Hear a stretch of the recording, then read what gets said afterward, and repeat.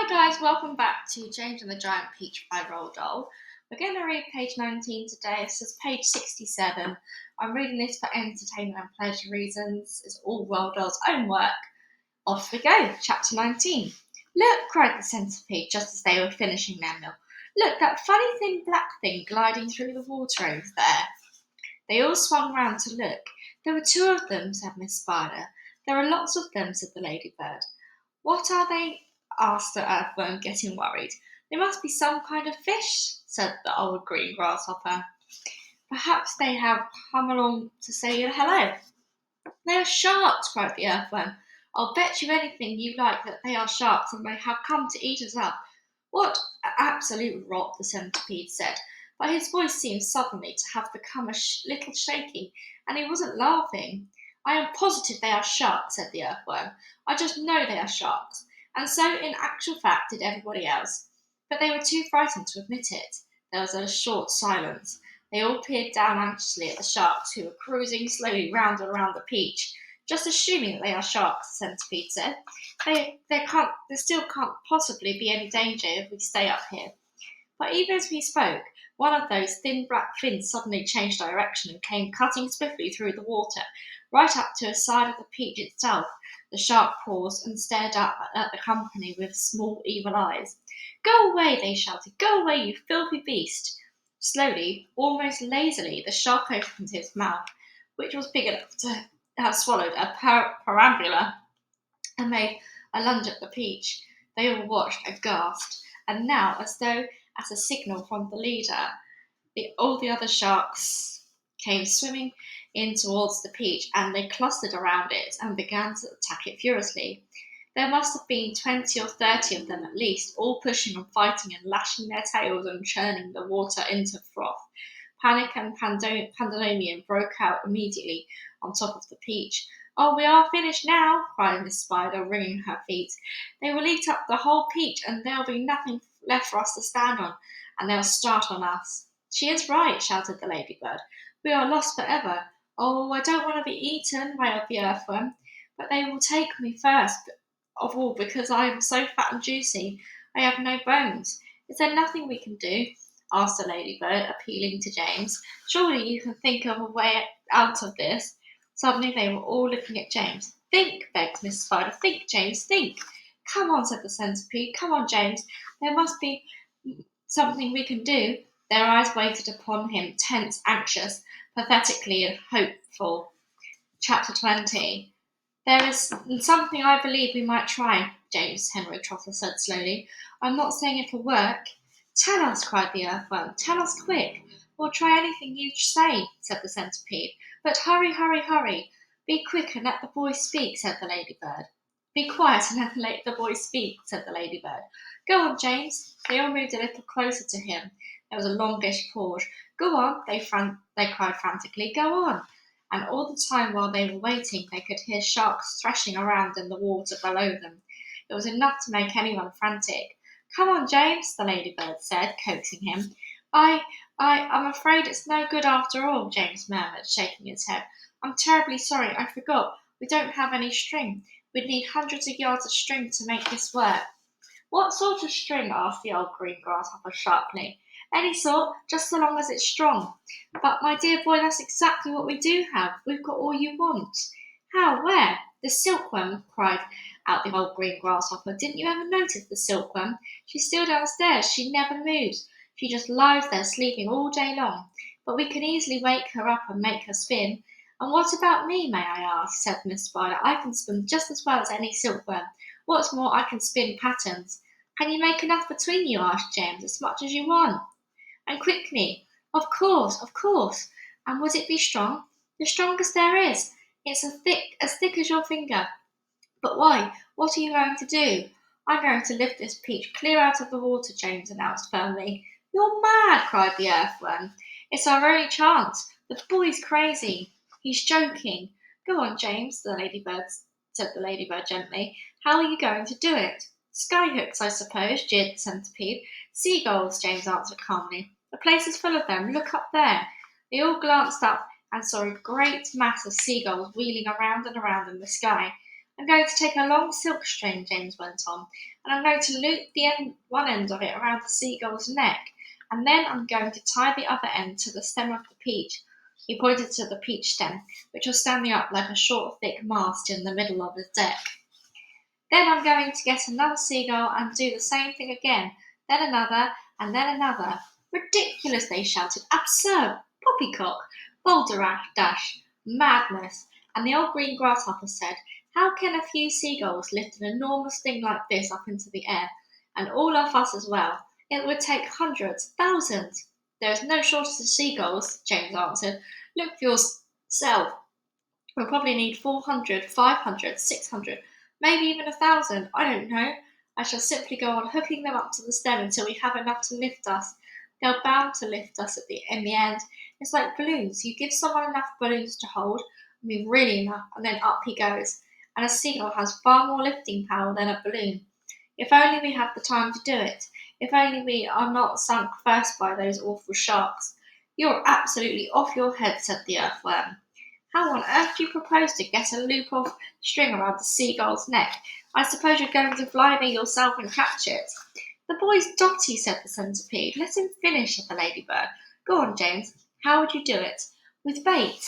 Bait? What sort of bait?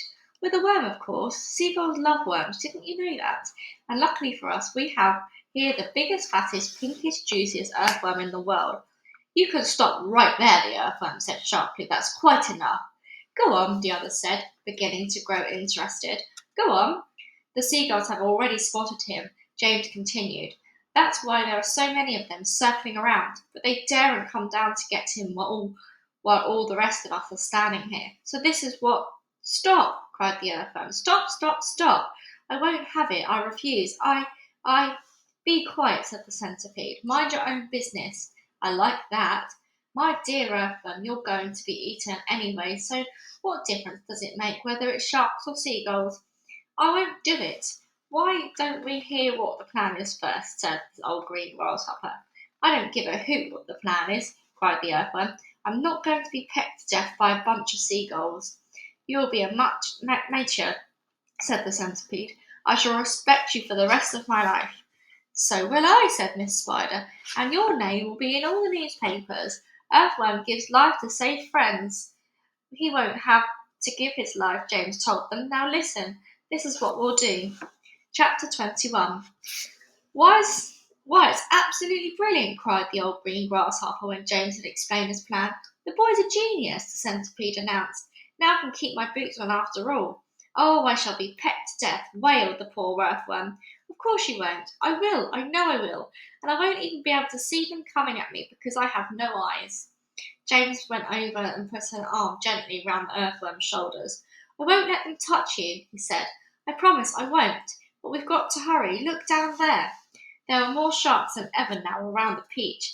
The water was boiling with them. There must have been 90 or 100 at least, and to the travellers up on top, it certainly seemed as though the peach was sinking lower and lower into the water.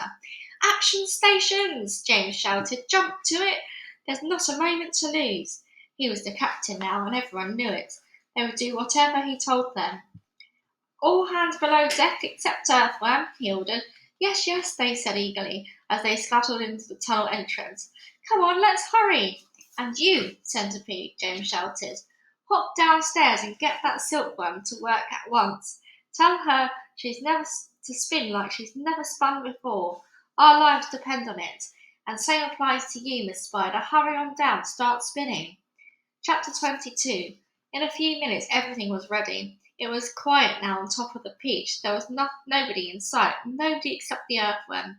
One half of the earthworm, looking like a great, thick, juicy pink sausage, lay innocently in the sun for all the seagulls to see. The other half of him was dangling down the tunnel.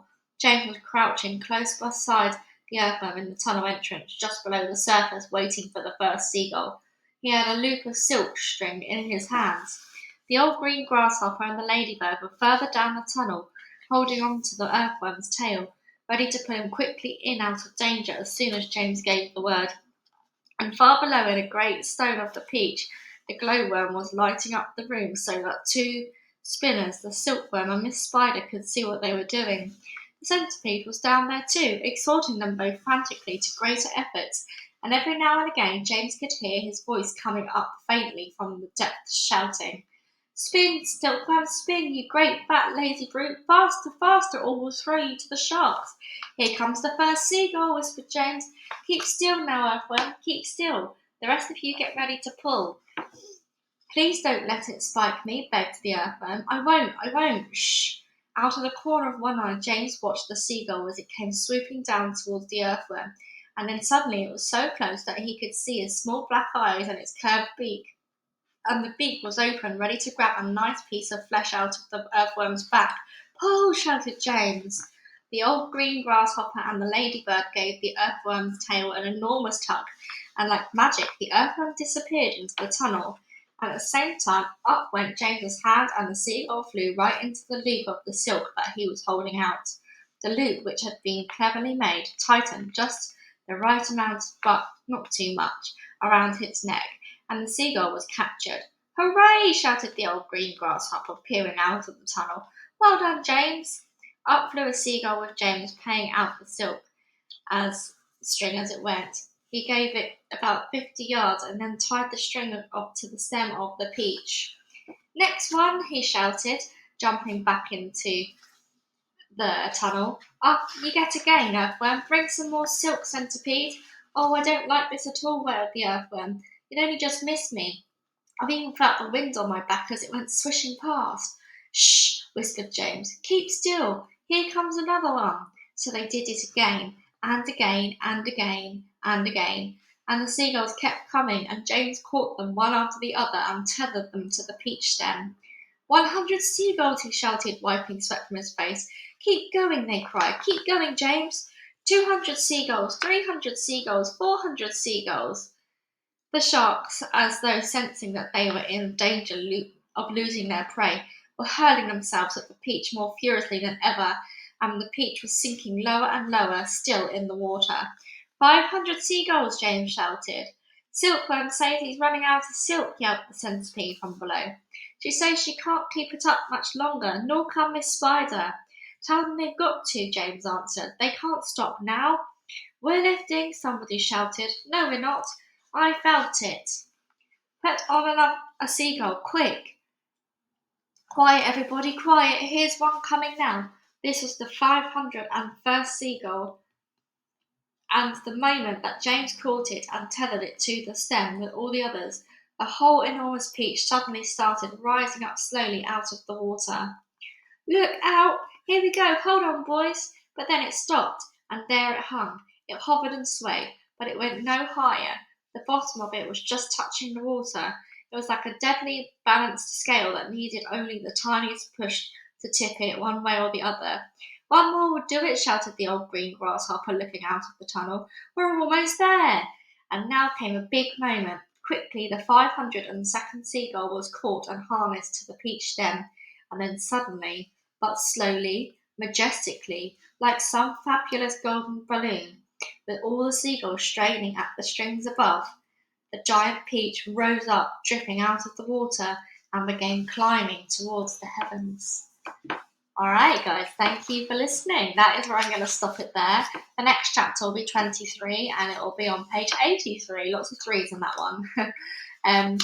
Thank you again for listening. I hope you're having a lovely week so far.